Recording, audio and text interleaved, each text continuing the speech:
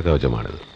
വടക്കേ ഇന്ത്യയിലെ ചില ആദിവാസി സമൂഹങ്ങളാണ് ഇതുപോലുള്ള മുദ്രകൾ ഉപയോഗിക്കുന്നത്. എന്തോ ഒരു ദുരൂഹതയുണ്ട് അയാളിൽ. പല പ്രാവശ്യം എനിക്ക് അനുഭവമുണ്ട് ഇയാൾ ഈ ചുറ്റുവട്ടത്ത് കിടന്ന് കറങ്ങുന്നത്. ശിവരാമന്റെ അടിമയോ ആശ്രിതനായിരിക്കും അയാള്.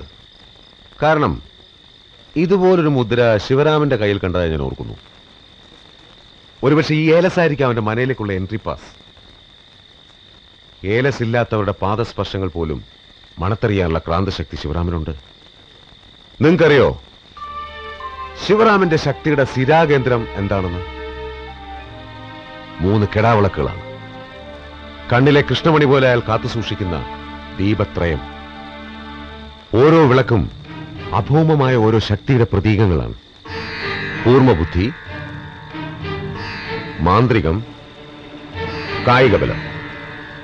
ആ വിളക്കുകൾ കത്തി നിൽക്കുന്നിടത്തോളം ശിവരാമ ജയനാണ്.